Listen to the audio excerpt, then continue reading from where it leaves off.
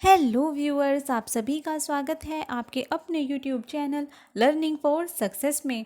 और आज की इस वीडियो में मैं आप सभी के साथ एक बहुत ही इम्पॉर्टेंट टर्म यानी कि परफॉर्मेंस लिंक्ड इंसेंटिव मतलब पीएलआई के बारे में डिस्कस करूंगी। तो प्लीज़ इस वीडियो को लास्ट तक देखें और अगर आपको मेरी ये वीडियो पसंद आए तो प्लीज़ इसे लाइक करें, शेयर करें।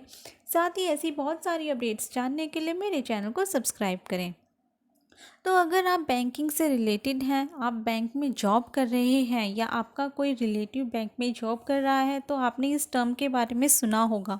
आजकल न्यूज़ में भी काफ़ी ये टर्म है पीएलआई यानी कि परफॉर्मेंस लिंक्ड इंसेंटिव। ये क्या होता है तो इसके बारे में इस वीडियो में बताया गया है, तो प्लीज़ इस वीडियो को लास्ट तक देखें। तो परफॉर्मेंस लिंक्ड इंसेंटिव जो है वो इसी साल यानी कि 2021 में इंट्रोड्यूस्ड हुआ है।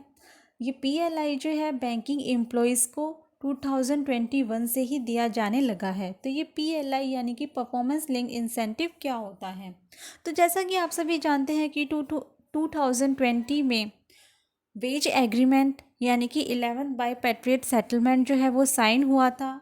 इंडियन बैंक एसोसिएशन ने साइन किया था। तो उसमें जो 15% बैंकर्स की जो बेसिक पे थी वो इंक्रीज़ हुई थी। उसी के टाइम एक और एग्रीमेंट साइन किया गया था परफॉर्मेंस लिंक्ड इंसेंटिव का, यानी कि India's bank association in November 2020 had signed the 11 bipartite wage agreement with representative of bank employees, paving the way for a 15% wage hike with a view to inculcate a sense of competition and to reward the performance. The concept of performance linked incentive scheme was introduced as a part of the agreement, यानी कि नवंबर 2020 में जब 11 by पैट्रिएट veg settlement sign किया गया, जब 15% salary जो है वो बढ़ाई गई, उसी के टाइम पे पीएलआई एक स्कीम जो है वो भी इस एग्रीमेंट के साथ साइन की गई। ये जो स्कीम है परफॉर्मेंस लिंक इंसेंटिव, ये एक तरह का आपका रिवॉर्ड है, आपका इंसेंटिव है कि आपने कितना अच्छा काम किया है।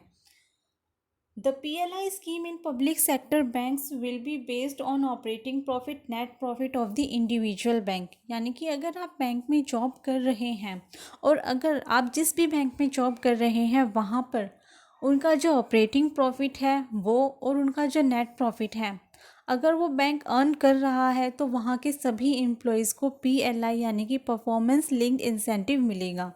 अभी आपने सुना होगा कि कैनरा बैंक ने अपने सभी एम्प्लॉयज़ को 15 डेज सैलरी दी है। यूको बैंक ने 10 डेज सैलरी दी है। एसबीआई अपने सभी एम्प्लॉयज़ को 15 डेज सैलरी देने वाला है एज ए पीएलआई। तो ये पीएलआई जो है सभी इंडिविजुअल बैंक्स का अलग अलग होता है। ये डिपेंड करता है उनके प्रॉफिट पर, उनका ऑपरेटिंग प्रॉफिट कितना रहा है पूरे फाइनेंशियल ईयर में और उनका नेट प्रॉफिट कितना रहा है। तो ये सभी बैंक्स का अलग अलग होता है उनके प्रॉफिट के अकॉर्डिंग।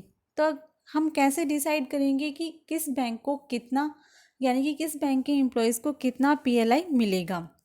तो अगर हम बात करें तो इस चार्ट से आप इजीली समझ पाएंगे।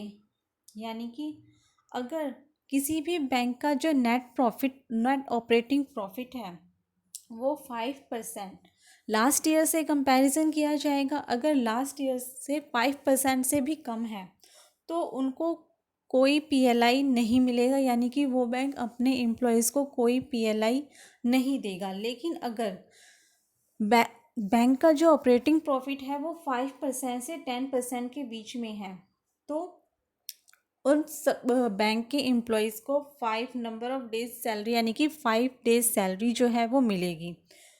अगर बैंक का प्रॉफिट 10 to 15% के बीच में है, बैंक का नेट ऑपरेटिंग प्रॉफिट 10 to 15% के बीच में है तो एम्प्लॉयज़ को 10 डेज सैलरी मिलेगी।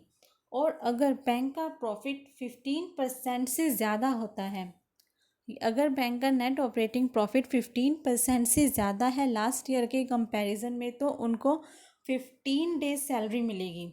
लेकिन अगर बैंक का नेट ऑपरेटिंग प्रॉफिट होने के साथ साथ बैंक का अगर नेट प्रॉफिट भी है ये तभी मिलेगा अगर बैंक का ऑपरेटिंग प्रॉफिट अच्छा है लेकिन बैंक को नेट प्रॉफिट नहीं हुआ है, लॉस हुआ है, तो भी ये नहीं मिलेगा। और अगर हम बात करें कि आपको सैलरी किस हिसाब से मिलेगी, तो आपकी जो बेसिक है वो और साथ में आपका डीए कैलकुलेट होगी, जो टोटल बनेगा वो आपका पीएलआई होगा। यानी कि सभी एम्प्लॉयज़ का अलग अलग होगा, उनकी सैलरी के, उनकी बेसिक पे के अकॉर्डिंग होगा। कोई भी फिक्स अमाउंट जो है वो एम्प्लॉयज़ को नहीं दिया जाएगा। तो अगर आपके बैंक का प्रॉफिट, जो भी आप जिस बैंक में भी वर्किंग है, वहाँ का प्रॉफिट, वहाँ का नेट प्रॉफिट कितना रहता है, उसके अकॉर्डिंग ही आपकी जो पीएलआई है वो डिसाइड होगी। तो पीएलआई किसी भी बैंक पीएलआई के लिए तभी एलिजिबल होगा, किसी भी बैंक के एम्प्लॉयज़ को पीएलआई तभी मिलेगा अगर उस बैंक का नेट ऑपरेटिंग प्रॉफिट और साथ ही नेट प्रॉफिट दोनों हैं, और उस बैंक का जो नेट ऑपरेटिंग प्रॉफिट है वो 5% से ज़्यादा है। सो गाइस, ये थी वो important information performance linked incentive से रिलेटेड जो मैंने आप सभी के साथ इस वीडियो में शेयर की। अगर आपके लिए ये वीडियो हेल्पफुल रही हो, नॉलेजेबल रही हो, तो प्लीज़ इस वीडियो को लाइक करें, शेयर करें, साथ ही ऐसी बहुत सारी अपडेट्स जानने के लिए मेरे चैनल को सब्सक्राइब करें। And thanks for watching.